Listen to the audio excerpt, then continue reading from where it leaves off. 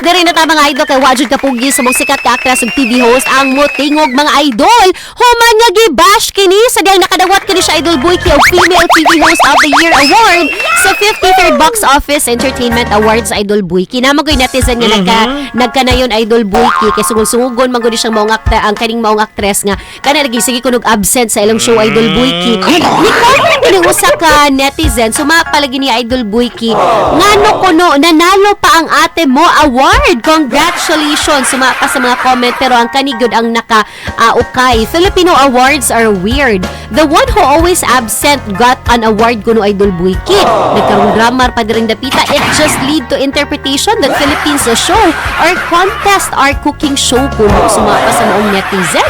Kuna nga ang maong actress idol Buiki wa gyud nagpapiriya gid gitubag og sumapa niya nga hoy nidaog siya sa mong award tungod siyang performance sa niaging tuig sa year 2024 kuno to siya idol og dili para karong tuiga diin nabatyagan sa mga netizen nga sige nagka-absent ang mga actress kay tungod sa taping niini aning Osaka Philippine adaptation sa Korean nga series idol Buiki nga It's Okay Not to Be Okay. Ato ning reveal idol Kenny wala lain pa ako dyan sikat na actress ug TV host nga si Ann Curtis.